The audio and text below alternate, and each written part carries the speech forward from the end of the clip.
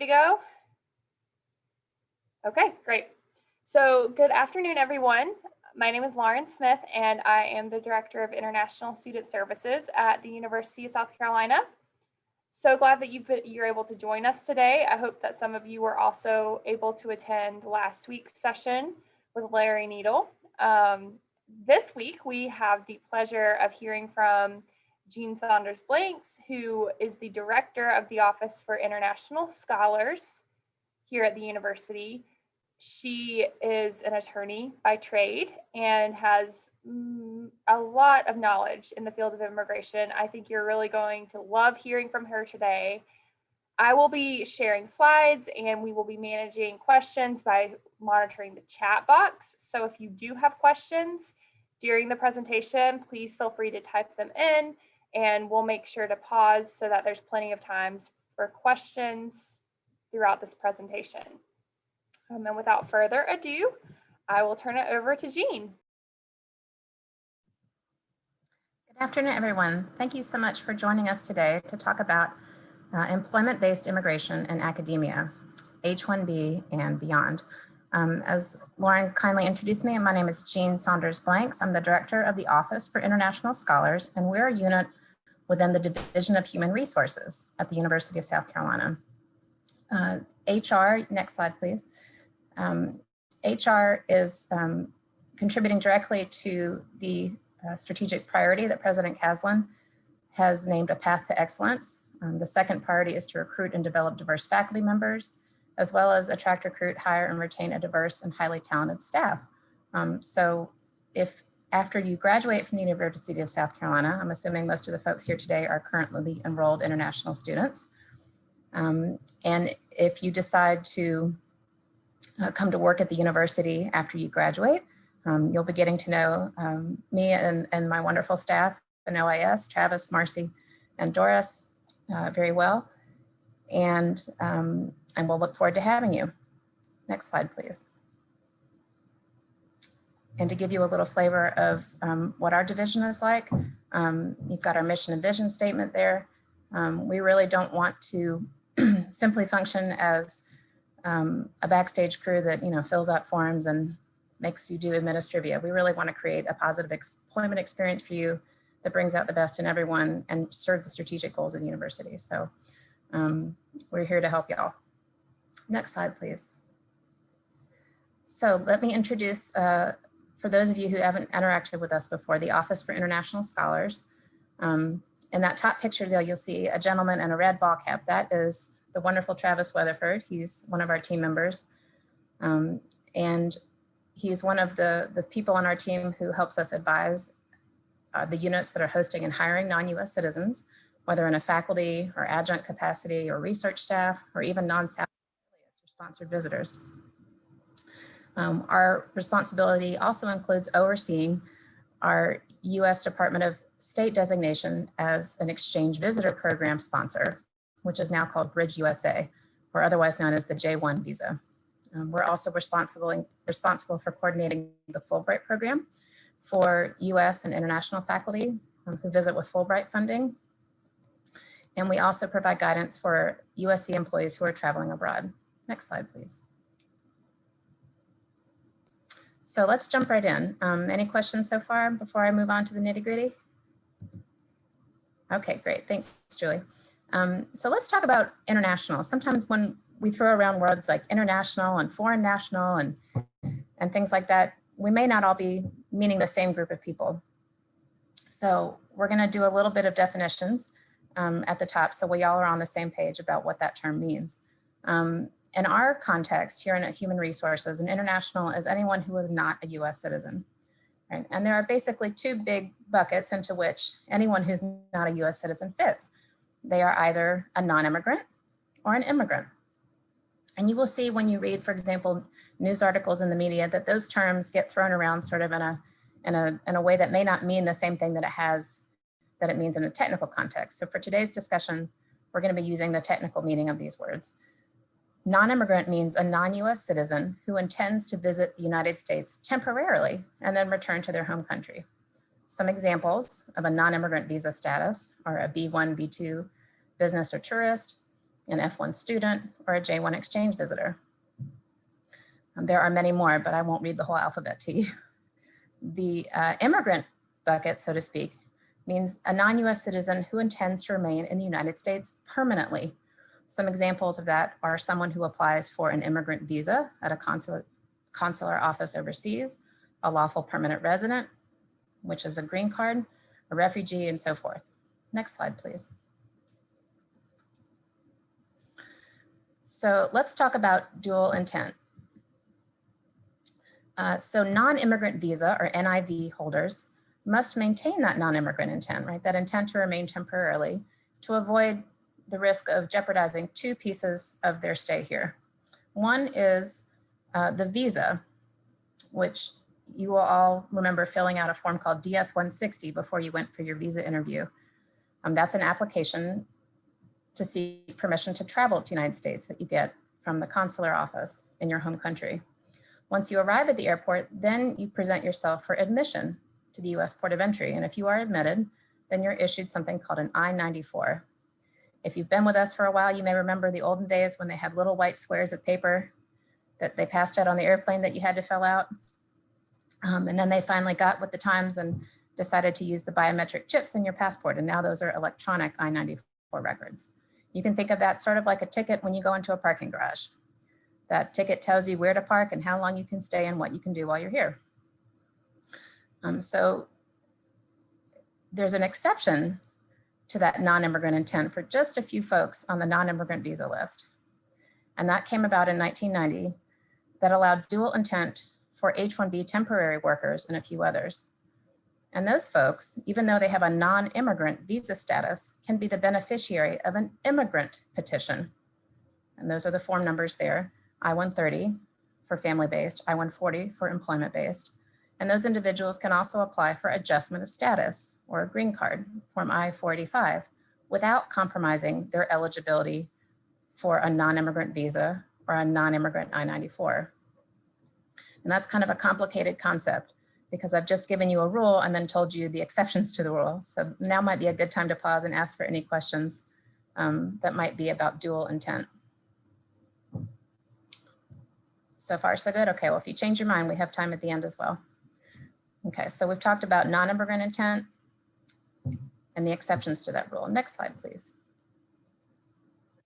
So as you're finishing up your degree program and starting to go look in the job market, you're going to be going on job interviews. And one great thing to ask in your job interviews, or maybe do a little pre-planning and research when you're deciding where you might want to interview, is to look for your employer's policy about how they handle employment-based immigration. The University of South Carolina, for example, has such a policy. It's called HR 1.25, and I've put the link there. It's available online. And here are the highlights. What it provides is that our office, OIS, will evaluate both the position or the appointment, whether that's a paid position or a non-salaried affiliate position, and the candidate for eligibility. In other words, it's a two-part analysis. Our policy also includes a provision that says only tenure track faculty appointments, in other words, permanent teaching positions, are eligible for employer sponsorship of long-term status. What that means in a technical sense is that only tenure track faculty positions are eligible to be the beneficiary of a perm application or an immigrant petition from UofSC ISS. And that's a two-step process. Now, that doesn't mean that other positions are ineligible for any benefits. What it means is they're only eligible for temporary benefits. For example, an H1B temporary work permit. Another important feature of our policy is that our office, OIS, is the only entity authorized to represent this university on employer-driven petitions for immigration benefits of any kind, whether that's H1B, PERM, I-140, or so forth. And so that's different from, for example, the temporary immigration benefits that you as an international student may seek for yourself. If you're an F1 student, that might be OPT or CPT. If you're an exchange visitor student, that might be academic training. Those are benefits that you have an active role in securing. They're not employer driven, though you may use them to seek employment. or to participate in employment. Any questions about university policy or doing research as you look for jobs after graduation about immigration policies that employers may have? And I'll add one note if there are no questions here. What's really important, and I probably should have put on the slide, and I'll do that for next time, but I'll tell you here now, that you should never be asked in an interview to confirm anything other than whether you are a citizen, a US citizen or not, and whether or not you need sponsorship for work permission. Just like an employer can't ask you if you're married or where you're from, or if you want to have a baby, or about any personal details like that. They cannot ask you if you are a citizen of a particular country. They cannot ask you what your visa status is. So I want you to be very clear about that. That comes from the US Department of Justice. For example, if you choose to apply to a job on USC Jobs as you're graduating, you will notice on the application that the language on the application says, please indicate whether or not you are a US citizen, and if not, whether or not you need sponsorship, because that's all we're allowed to ask. Once you get an offer, then we can ask you, hey, what's your visa status? So we can make sure you're eligible for the job you've been offered. Hey, Jean, can I ask you a clarifying question there? How do you recommend students answer that question about sponsorship if they perhaps have OPT but may want an H1B in the future? What is the best case scenario there from an HR perspective? Usually the way the question is phrased, it's sort of a two-part answer. And so it's intentionally a little bit nebulous, a little bit. And that's to prevent the employer from discriminating against somebody just because they might happen to be an international student or a non-US citizen. So the question really says, will you now or in the future need sponsorship? So what I recommend folks do, this is what the advice we give when people apply, for example, let's say they apply for a postdoctoral fellow position or an adjunct teaching position. If the position is a one-year permit, is a one-year appointment, and they have a one-year period of OPT, then they have their own work permission for that period. If they look at the dates on the job ad and notice that their OPT expires in the middle of the academic year, for example, that job is needed, then the appropriate thing to do would be say, yes, I do need sponsorship, because it's not immediate, but it is during the anticipated period of that appointment, that job. But again, no one can ask you where you're from, who's issued your passport, where you go home for the holidays, those kinds of things. That's just simply nobody's business, because those are protected characteristics, national origin and other characteristics like gender and race and other protected characteristics that employers can't use to determine whether or not you're qualified for a position. Okay, next slide, please. Okay, so let's talk a little bit about OPT versus H1B. I hear this discussion a lot, particularly, and again, this is designed for F1 students. And I'll make a little aside here in case there are any J1 students on the call. J1 students are sponsored. In other words, they have funding for their tuition from their home country, which typically makes them need to go back to their home country for a period of 2 years before they're eligible for H1B sponsorship. Getting a waiver of government funding is pretty tricky because typically that means you have to pay the money back, which is the whole point of getting a scholarship, right? Of not having to pay it back. But this is good information if you are on a J1 visa, something to know for future, that once you fulfill your 212E home residence requirement, you can return to the United States in H1B status and seek other immigration benefits. And if you have questions about that, please talk to Joanna in ISS. She's wonderful, and I'm sure we'll advise you on that. So let's circle back to OPT versus H1B.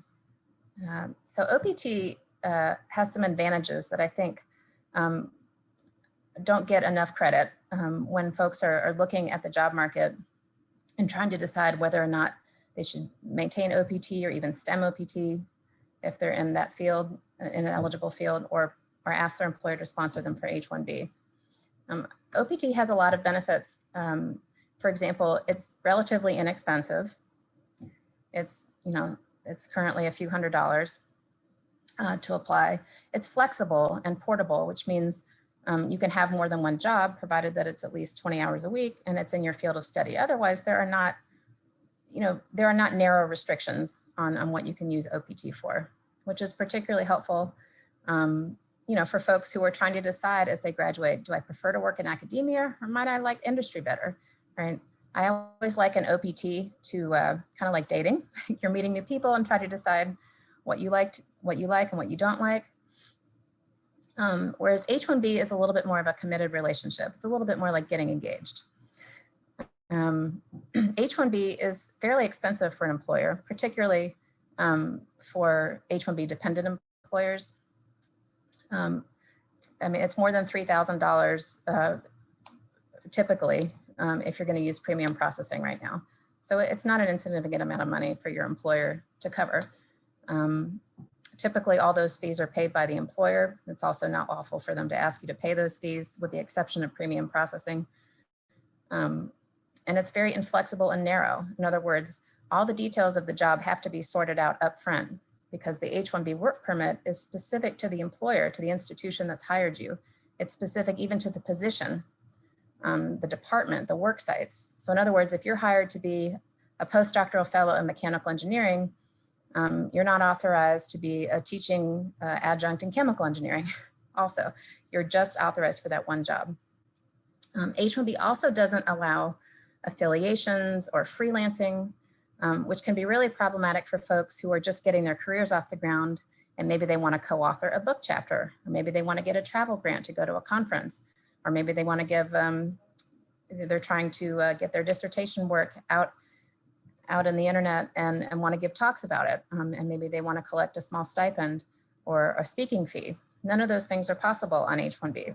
So I always encourage folks to not be too quick to get rid of their OPT and change it out for an H1B, because it has quite a bit of rules and restrictions that come with it. Next slide, please.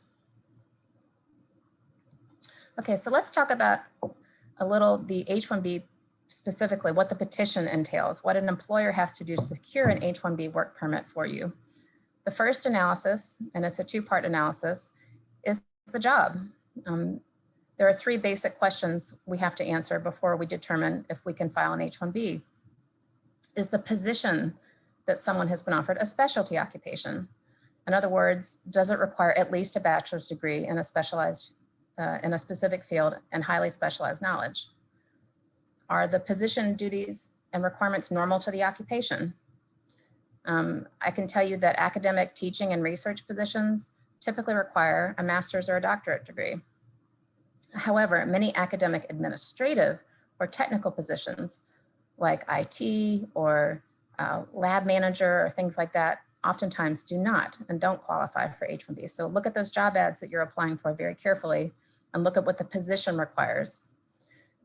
Don't worry, we'll get to you next about what degree you have or what you've just proudly earned. But right now we have to focus on what the job requires, what the minimum requirements are. And the last question that we look at is, are the wages and working conditions that the position offers, like salary and benefits and work sites and so forth, are those equitable? Are they fair? And can the employer pay those things? And how are they affecting or displacing any US workers? Any questions about the job analysis before we move on? Okay, let's move on to the next slide. So now let's turn to the beneficiary. One more back, please. Thank you. Let's see. Okay. I'm sorry, I don't know what happened. Do I go back one more? No, I think I got out of order. That's my fault, Lauren. I apologize. So let's talk a little bit about export control, because that is job related, actually. Okay. I added this slide in there at the last minute. Thank you. Before we talk about you, let's talk about one more detail about the job that we have to review. So back in 2010, USCIS started requiring H1B employers to confirm that they have reviewed the export control regulations, right? These are federal regulations that have been around for a long time. They're called the Export Administration Regulation and the International Traffic in Arms Regulations, or EAR-ITAR. And those have long required persons or companies to get authorization from the government before they release certain control technology or technical data to the foreign national who's in the US. And I'm giving you the citations there. So in 2010, USCIS started requiring employers to indicate on the H1B petition itself, confirming that we have reviewed those regulations and whether or not we have to get a license from either the Department of Commerce or the Department of State to release technology or technical data to the H1B employee. And if we do require a license, the petitioner has to, or the employer has to certify that we're going to get that license before we give the employee any access to the data. So as you can imagine, that's quite an undertaking, and it involves review with the Office of Research, Sponsored Awards Management, and quite a convoluted application process in the event that one is needed. I can tell you in my experience, most of the research that happens here at USC is exempted from export control licensure because it's called fundamental research. In other words, it's open to the public. It's not secret military type stuff. You know, it's publicly available, disseminated research. I have had a few occasions where this has come up, but it's fairly rare. You know, if you're in a STEM field and this is your area of expertise, you might pay a little closer attention to this than somebody, say, who might have majored in the humanities. So for those of you STEM majors out there, you can read up on this a little more deeply. Okay, next slide, please. Now we'll talk about the beneficiary. Okay, so the beneficiary is the recipient of the work permission, right? The employee. So does the beneficiary meet the minimum qualifications of that job we just discussed? How do we prove that? Well, we're going to collect their diploma, their transcript, and maybe a translation or a credential evaluation if their degrees are from outside the US. Obviously, for those of you here who are getting graduate or doctorate degrees inside the US, that won't be necessary. We also collect CVs and any special certifications or licensures that are required by the job posting. And then we also have to show that you have been lawfully admitted to the United States and lawfully maintained your status when we collect the documents listed there to show that. And then we have to let USCIS know, now that we've let them know who you are and what your qualifications are, they want us to know what to do with you. Are you going to be overseas and applying for an H1B visa and then flying to the United States? Or are you seeking a change or extension or amendment of status while you're inside the United States? I think Larry talked about this a little last week if you participated in that session. Next slide, please. Okay, so now that we've talked a little bit about the job, now of course we have to talk about the money, right? Everyone's favorite part. So prevailing wage is a term that came about from a law that was passed in 1998 that's called the American Competitiveness and Workforce Improvement Act, or otherwise known as ACWIA, which really focused on high-skilled immigration to the US, especially H1B temporary workers. Now, there are other entities besides USCIS that are involved here because it's about the job market. So the US Department of Labor has a big role in this process. There is the Office of Foreign Labor Certification, which actually issues these prevailing wage determinations, but they rely on data from the Bureau of Labor Statistics. And BLS compiles a big handbook every year of occupational employment statistics from employer surveys that it conducts every year. So for example, if you are a physicist in Chicago, Illinois, you might not have the same cost of living as a physicist in San Francisco or New York or Columbia, South Carolina. So they're going to look at every different kind of job there is and decide what the fair market rate is for an entry level or mid-level or top level job in that metropolitan statistical area, MSA. So how do we get that data? Well, it's online. Although I have to admit, I'm not a great fan of their website. It's hard to maneuver.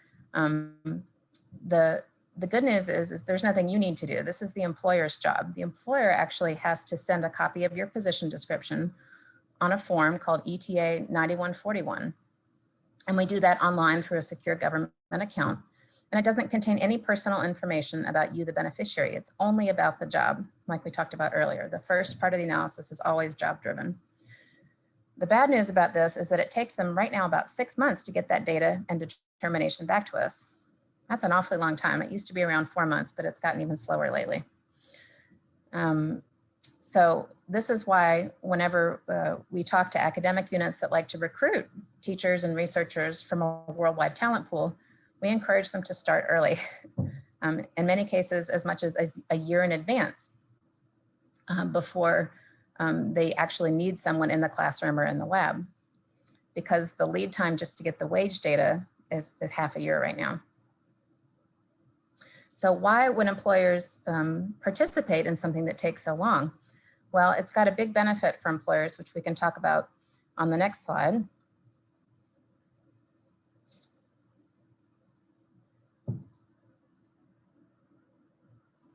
The prevailing wage determination has a huge benefit to employers. Employers who participate in the prevailing wage process, in other words, they get an official determination from the government rather than guessing, they have a huge benefit called safe harbor.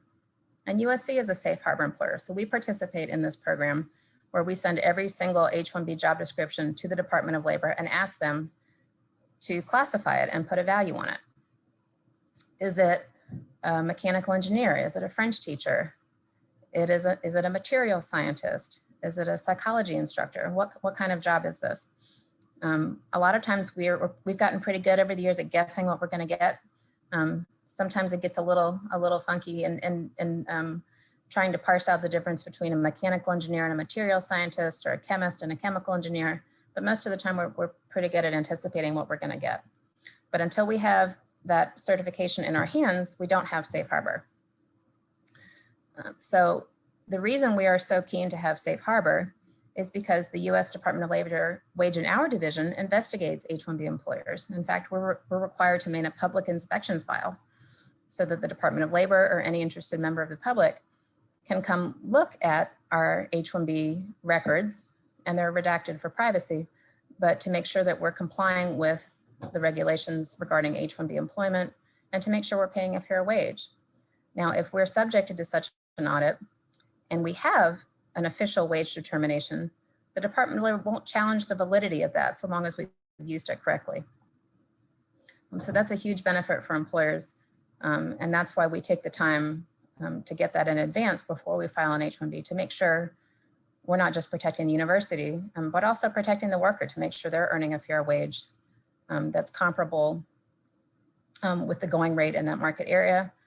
And we also look at what other people in the department make. So for example, if there's a certain salary that's the going rate for a postdoc in that field, we're not going to allow the department to offer $5,000 less than everyone else is making. It has to be equitable. Same goes with benefits or things like that. Next slide, please. So let's talk a little bit about what really is the contract that upholds an H-1B work permit. It's called the Labor Condition Application, or LCA. I've given you the form number there in case you want to read it, but I'll show you a snippet in just a second. So we have to actually take that wage data, that determination we receive, and we have to give the Department of Labor a separate report that describes, again, the job and the dates and the salary and all the terms and conditions of employment to show, and we have to attest that we're going to comply with all the H-1B requirements. And there are so many that I put them on the next slide. We'll look at in a second. We, as the employer, can only submit the LCA 6 months before the beginning date of the employment. We don't have to do it at 6 months, but that's the soonest we can do it. It takes them 7 working days to review our application to see if it's correct and there's no errors, and make sure it makes sense. And then when we get the certificate, that has to go in the H-1B package, the petition that we mail to UofSC ISS. And they will not accept an H-1B petition without a certified LCA. Okay, next slide, please. So if you'd like to see what we as the employer are signing up for when we file an H-1B petition, these are the 4 big terms and conditions that we're agreeing to. I'm not going to read it all to you, but if you Google the ETA 9035, you can read it closely yourself. But it covers wages, working conditions, the absence of any strikes or workouts for U.S. workers, and that adequate notice has been given to other employees in the same unit about the H-1B filing. So those are the terms and conditions of employment, and they're real. these aren't just boxes that we check. There are really big enforcement tools at the Department of Labor and USCIS's disposal. They can make unannounced audits or visits to us anytime. So we're always ready. Next slide, please. Okay, let's talk a little bit about the challenges we've had in the H1B program over the past 4 years and the opportunities that we see going forward. The 45th administration issued many proclamations, I've listed a few there, that really impeded the ability of folks to travel who had an H1B visa. There were also operational delays at USCIS, there were fee increases, court injunctions on regulations that the Department of Homeland Security and Department of Labor tried to issue to change the prevailing wage rates. It's been an exciting 4 years. On top of that, we had a pandemic that suspended most routine consular services. And in fact, there's still a provision in place that prevents anyone from getting an H1B visa unless they're basically a COVID or cancer expert coming, like a physician coming to the United States, from getting an H1B visa at a consulate overseas. That doesn't mean we can't get an H1B work permit, right? A new I-94, but it means that people who have H1B status or who are going to get H1B status shortly can't travel overseas and get a new H1B visa until that proclamation expires or is rescinded by the new administration. And so we're eagerly awaiting the announcement of all those immigration priorities. And certainly the campaign and throughout the post-election announcements have been very encouraging in that regard. Certainly the priorities right now are rightly focused on urgent humanitarian needs, like folks with DACA, family separations, travel bans, and things like that. And so we're eagerly awaiting in the employment community to hear what improvements are going to follow from the prior administration's positions and priorities. Okay, that was a lot of information. So I'd like to open up the floor for questions, or if there was any details that you'd like to go back and cover again, we can flip back to a slide and take those apart a little more deeply if anyone would like. And in the meantime, while you're thinking about that, there's my contact information, ois@sc.edu, and you can also follow us there on Twitter.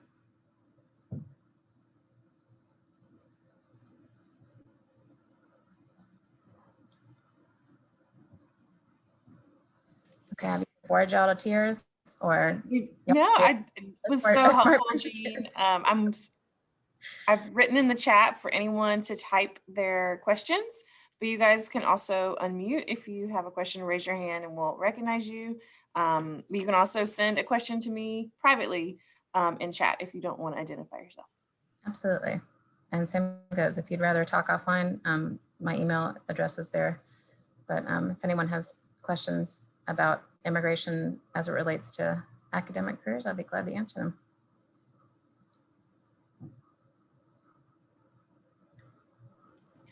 Okay, Jean, I just received a question.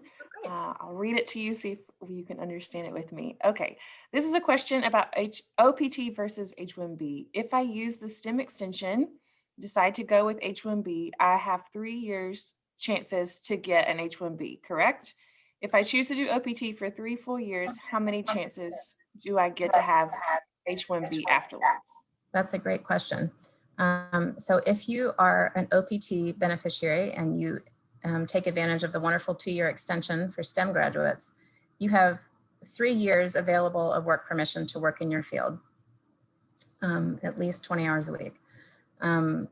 Now, if you are going to look for employment at a CAP subject employer, H1B CAP, and if you sat in on last week's presentation with Larry Needle, there are 65,000 H1Bs available to regular employers, in other words, non-academic employers. And that might be industry or a public school or something like that.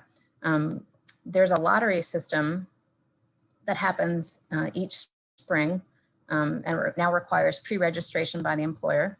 So you'll have 3 chances to get a CAP H1B.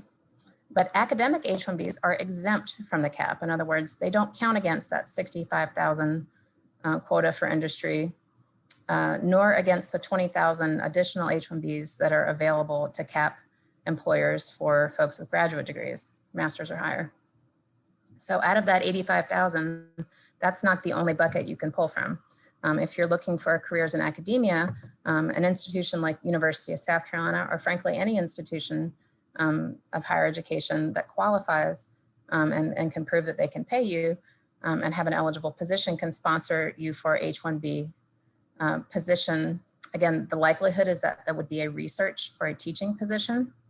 A lot of times positions that require only a bachelor's degree get a lot more scrutiny, especially IT positions or program coordinator, sort of those kinds of things that aren't maybe obviously academic in nature, but they're more academic support roles or technician jobs that if you look closely at them don't really require a bachelor's degree, those kinds of things.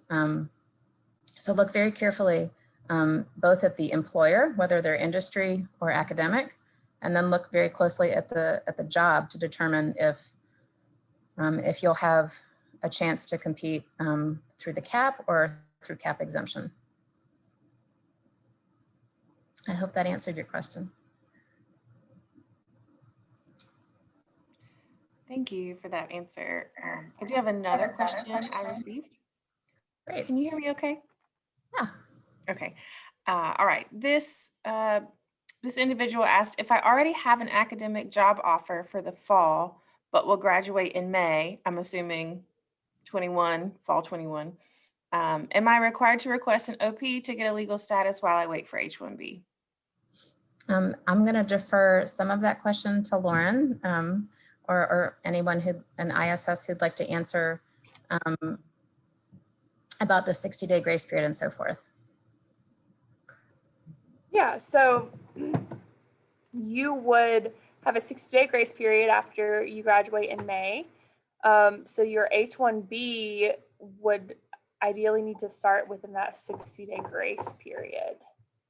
So many students do choose to get OPT in that interim between the H1B and the F1. When will your job offer start in August?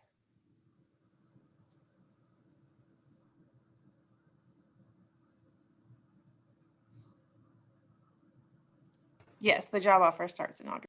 In August, okay. So yeah, it's a 60-day grace period for the F1 status. And I don't know, Jean, is there any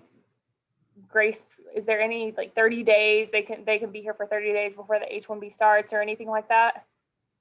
What I would recommend on doing is either traveling over the summer, which is what a lot of people do when they and I understand that's not so easily more easily said than done in the middle of a pandemic. That is one option, to travel and then return on an H1B visa. If your employer, for example, has an H1B approval that will start, for example, like here at USC, it would typically start August 16th for the fall semester. So let's use an 8/16 date just for the purposes of this discussion. So if you graduate in May and you don't apply for OPT, you'd have 60 days to pack up and do some sightseeing and get organized for your job.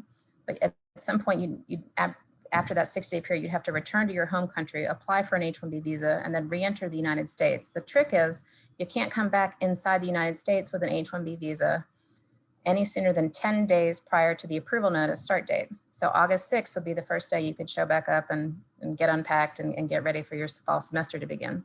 I understand with the COVID-19 pandemic and with the closures of many consulates, that's probably a pretty big gamble for someone to take.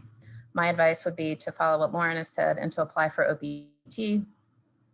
And you can always withdraw that application later, or maybe ask your employer to, if they haven't filed yet, maybe to let you start on OPT and then transition you to the H1B mid-semester or something like that. Okay, I think I see another question coming up in the chat. Can I read it or can everyone see? Oh, it's from everyone. Okay. All right. So yes, for individuals who have previously had any kind of J1 visa and who have sought a waiver and received one, no matter how long ago it was, whenever we file an H-1B petition, we're always required to disclose if someone previously had a J-1 visa, whether or not they had a waiver granted or not. So yes, if we're doing an H-1B for you, or if any employer is doing an H-1B for you, you'll be required to put that documentation back together. Now, a lot of times I get an email saying, gosh, that was an awfully long time ago. I'm not sure I have that document. Let me check with my old international office, or let me check with my parents and see if it's under my bed at home or something like that. And that's okay. Try to put together to the best you can your DS 2019, your visa stamps from your passport to show the dates that you were in J1 status. And then particularly if you got a waiver, you will be required to show that you have that waiver and are eligible for change of status to H1B, even if you've had an F1 status in between.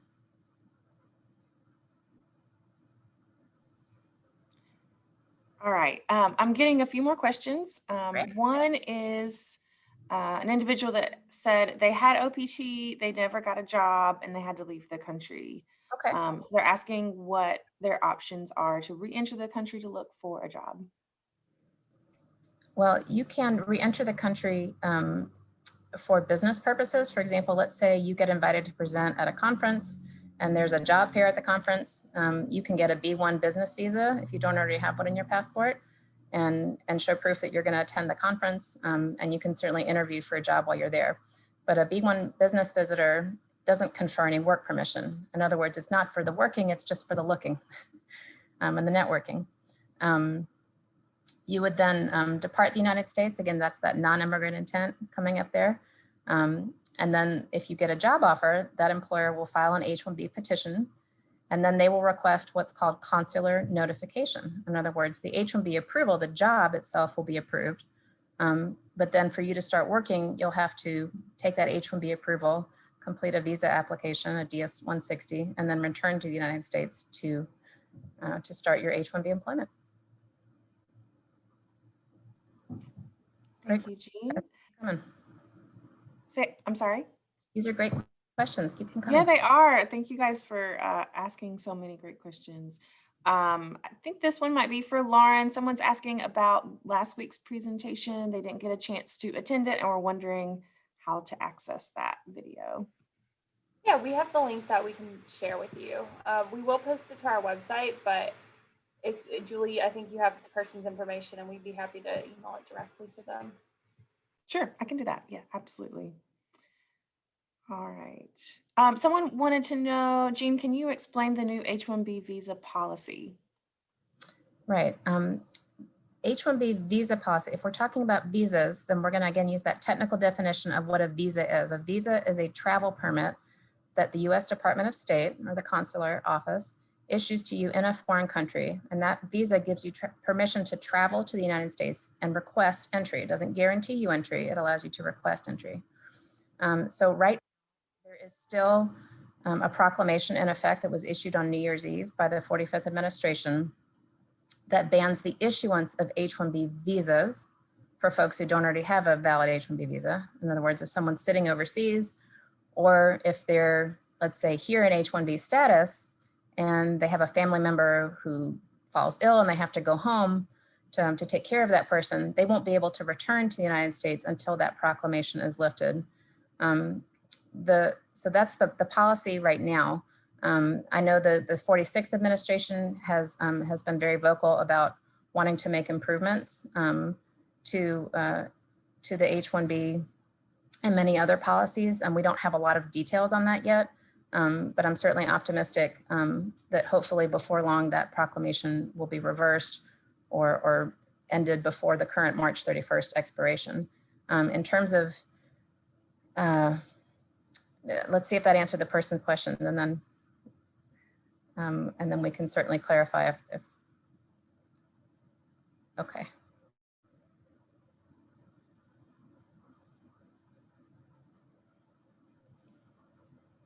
I don't have any follow-up questions, so hopefully that did answer the question. Okay, good. Good. Happy to take any other questions. We still have plenty of time.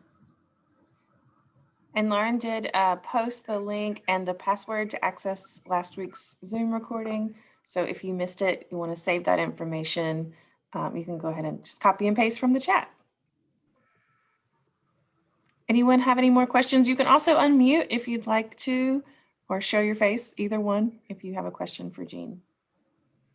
Jean, we get a lot of questions and just students wondering what path is best for them after graduation. So they're looking maybe at academic jobs, they're looking at industry jobs, and there's always a big sort of, they have to come to terms with which path they're going to take. And of course, sometimes it's just what job can they find. But do you have any advice about things to consider when thinking about going either with an industry job or an academic job, maybe some pros and cons? Sure, that's a great question, Lauren. Thanks for bringing that up. So industry jobs, as we talked about with Larry last week and a little bit today, require the employer to participate in a lottery system. In other words, that the 65,000 additional 20,000 for graduate degrees available to CAP subject employers are subject to a lottery. And there are some recent actions that the 45th administration again took sort of on its way out the door that made that system salary specific. In other words, that the positions that were not entry level get higher priority than positions that are entry level, obviously, which is not advantageous to recent graduates unless I guess they're unusually well connected and skilled. I can understand why that would be a source of concern. The other consideration I think long-term to look at is that industry jobs in terms of long-term sponsorship have a different criteria for long-term sponsorship than an academic permanent position. In other words, let's say you are offered a permanent position at an industry entity, maybe a permanent staff scientist or a financial advisor or something like that. So in order for you to get a green card on the basis of that employment, if that's what the employer wishes for it to be a permanently filled position, the H1B is just the first step in the process, right? We have to get temporary work permission while the employer works on strategies for long-term work permission. And that's that immigrant dual intent issue we talked about earlier. So the standard of review for industry jobs that the employer has to prove to the Department of Labor is that there are no minimally qualified US workers. That's a really high standard to have to meet. And a US worker means somebody with citizenship or with a green card. So they have to advertise through the Department of Labor, right? Not on their own. The Department of Labor sends them the candidates. And if any of those candidates are minimally qualified and they're US workers, then that's the end of the road for that particular job. Now, obviously there's a whole apparatus of 15,000 immigration lawyers that have grown up to support industry, and they have a lot of expertise in terms of making sure that there are some jobs available that maybe are very specialized. The trick is not making them so specialized that they're not normal to the occupation anymore. So for example, for an assistant professor position at USC, let's say a tenure track faculty, or for a postdoctoral position, those jobs always require a PhD. That's normal. They don't normally require 5 years of experience beyond the PhD. That would not be normal to the occupation, right? Those are entry-level junior positions. So that's the benefit of looking in academia. One is the CAP exemption from H1B, right? I don't have to wait for a particular time of year or use a lottery to get an H1B. I can get the H1B whenever the person's OPT or STEM OPT is expiring. Because we do encourage people to use the full complement of their OPT time available. It just extends their duration of stay in the United States, and it also gives them access to all that flexibility that we talked about earlier, and the ability to do freelance or part-time jobs, things like that, before the H1B takes over. So the benefit of academic jobs is that if you are so lucky as to land a tenure track position, although there are some institutions maybe that have different policies, and you can ask about that or do research on that as you're looking for employers to apply to, is what kind of sponsorship options they provide. Typically positions that are permanent in nature and that have teaching responsibilities, like tenure track faculty, are ideal. And this is why. When we go to file a perm application with the Department of Labor, we have to show that the job is a teaching category job. I know sometimes everybody thinks that research is really the number one thing, but it's actually teaching. Teaching is what gives us access to something called special handling in perm, which means that because teaching is such a unique profession, right? You can't look at somebody's CV and determine if they're a good instructor or not, right? You have to really meet them or Skype with them, Zoom with them, and see what kind of person they are. Do they really bring their research and expertise alive for the students? Because that can't be determined simply on the basis of someone's CV, the Department of Labor allows universities to apply through special handling, which means our standard is not, are there any minimally qualified US workers? Our standard is, did we hire the best person, right? So we have a different hurdle. It's still very time consuming because let's say for one assistant professor of finance job, for example, you might get 200 or 250 applications. So if we hire a non-US citizen who needs sponsorship for an assistant professor position, we have to show why those 249 other people didn't make the cut. Maybe they took a job somewhere else. Maybe they withdrew their application. Maybe their research wasn't as strong. Maybe their teaching presentation wasn't super, and those kinds of things. So that's an advantage of looking at academics, is that the employers have a little bit more flexibility in terms of getting H1B temporary sponsorship and having the types of positions that can qualify for perm special handling because they have teaching duties as their primary function. Thank you. Do we have other questions, Julie? Anything you'd like me to dig in on with that? No more questions from my end. Okay.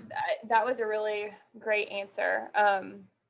Something else did come to mind while you were talking, and I was wondering, when you're working with individuals who were previously in student status, so either F1 or J1, and they're going for the H1B, maybe permanent residency, whatever it may be, are there issues that could happen during a student's time in student visa status that would be a red flag or would potentially cause significant issues on an H1B or permanent residency application, just generally speaking?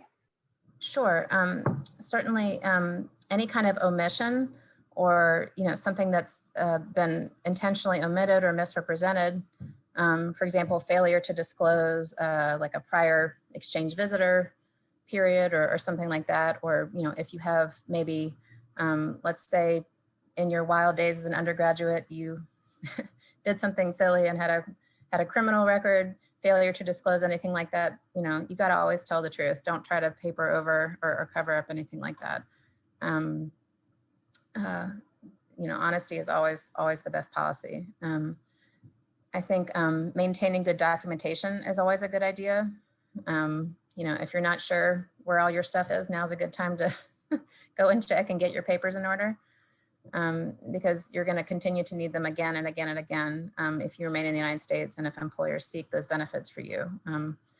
UofSC IS is not very modern in terms of its data storage or things like that. So they're not going to, just because you've had an I-20 or a DS 2019 out of CVIS doesn't mean they can go and look it up for you. You're going to have to print it out and give it to your employer so they can present it again and again and again every time benefits are sought. I can say that I do get a lot of questions sometimes from, that reminds me of a question I get a lot, is for folks who are currently in F1 status, whether they're enrolled or whether they're postgraduate and they're on OPT or STEM OPT. I know there's a lot of pressure sometimes that students feel in terms of getting published and getting grants, or they feel nervous about their prospects for an employer to sponsor them long term. And so I know that there are instances in which folks who still have F1 status, for example, might file an I-140 on their own, for example, national interest waiver. or what's called alien of extraordinary ability. And by the way, the new administration is going to replace the word alien with non-US citizen, which is so welcome. That's a very old-fashioned colonial word, and I apologize that I have to use it. So those individuals of extraordinary ability or national interest waiver types of petitions can be done on their own. And I see sometimes students feel, or recent graduates feel, an enormous amount of pressure in order to be co-PIs, to this pressure to look for ways to stay in the country long-term, both for professional advancement and just for a feeling of personal security for their families and themselves. What people need to know when they're making that calculation is that once you file an I-140 or someone files an I-130 on your behalf, you won't be eligible to get another non-immigrant visa after that. In other words, you're cutting yourself off from traveling outside the country and using that non-immigrant visa to go back and forth, because you've essentially, just like when you raise your hand in class and ask your professor a question, you've raised your hand to the Immigration Service and said, hey, I want to be an immigrant. And that's your right to do it. You just have to understand that you're only allowed to wear one hat at a time, so to speak. You can either be a non-immigrant or you can be an immigrant, but you can't do both. And once you've declared your immigrant intent, then they're not going to accept or allow you to use those travel benefits like a visa. And in some cases, even at a port of entry, they may figure out that you have an I-140 pending and deny you entry. So travel is risky if you're going to wait. If you're going to take steps to declare your immigrant intent before you have an H1B, there are some risks and downsides available, but you just have to make that decision for what's best for you and your family about that. And certainly, hopefully get advice from a qualified AILA member. AILA is the American Immigration Lawyers Association. Yeah, we see that quite often, Jean, with students trying to get that national interest waiver simultaneously to OPT. Right, and that's tricky because those applications are going to the same agency. Then maybe not in the same state. Maybe the OPT is going to Vermont and the I-140 is going to Texas, but those records are going to crisscross in cyberspace somewhere, and so that can be a little tricky. So I don't mean to suggest that people can't do it or it's illegal. It's not. It's just that there are some. Everybody's risk tolerance is different, and you have to conduct for yourself and for any of your dependents who are with you that risk-benefit analysis to decide whether or not you have more risk or less risk tolerance when you decide when to take those kinds of actions. All right, I have another question that came in through the chat. The question is, how long does it take to complete an H1B application process, starting from when the employer shared the job description to the International Scholar Office? Okay, so right now, according to the Department of Labor, it's taking about 6 months for them to issue a prevailing wage determination. So if the employer that you're considering an offer from is a safe harbor employer, that is just the prep time to get the wage determination. So that's the 6 months off the bat.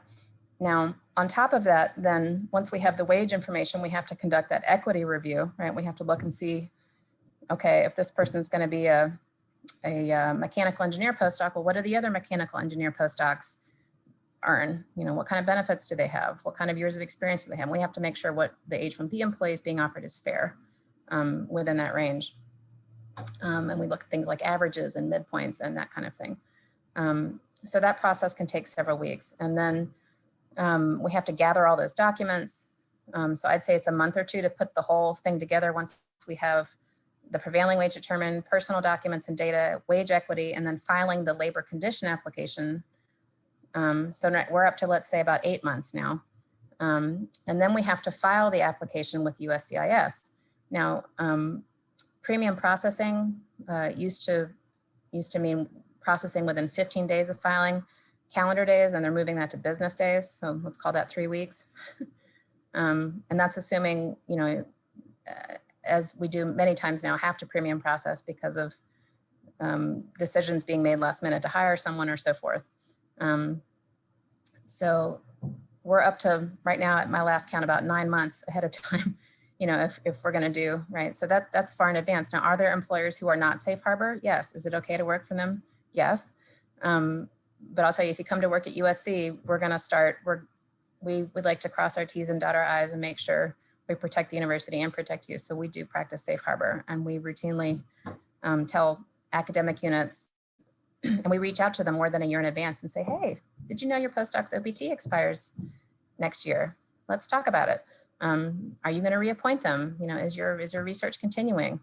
And are there going to be any changes to their job? A lot of times, for example, folks who are doing research only jobs start getting interested in competing for tenure track jobs and they want to teach. Well, that's a different occupational category than a research only position like postdoc. So that's the benefit of keeping OPT, is that allows you to bop back and forth between those kinds of things, a little part-time teaching here, a little part-time research there, or maybe teaching at night at Midlands Tech and researching during the day in the lab, something like that. And that allows for that flexibility. And once you get into H1B, we have to sort all those details out well in advance, because there's a different wage scale for people who do teaching or who may do teaching than there are for people who do only research. So we quite literally start a year in advance, and we forecast out, we know who all of our OPT employees are and OPT STEM employees, and we start contacting their departments a year in advance, bugging them about it. So, and we're not shy either. So we, we give them lots and lots of reminders. So if you're currently one of those employees, rest assured, we are bugging your supervisor and department chair and the administrative officers. And sometimes, you know, they may not know the answer, and that's not their fault. They may be waiting for grant funding or something like that to come in. But what we do like to do is at least get them to commit to write a position description and submit it to the Department of Labor, because that's the thing that uses up the most time.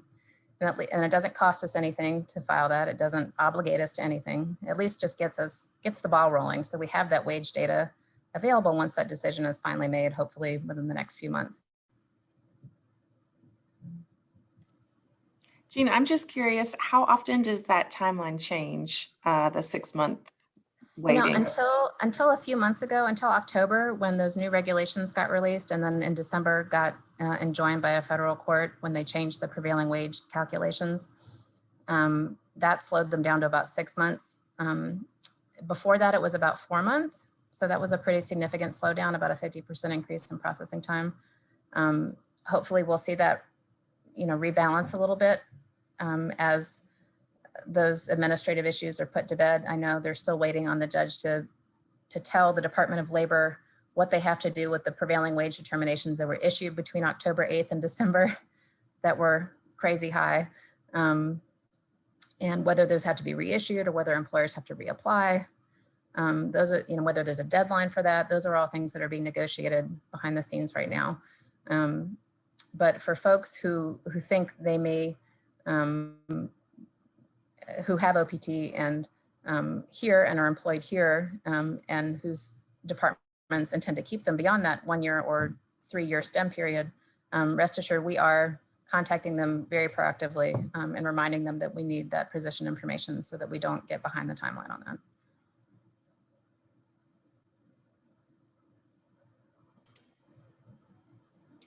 That's all the questions I have right now. Great.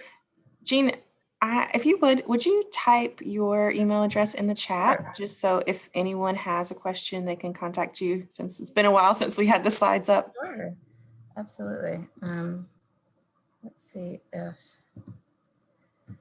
make sure I get in the right chat window here.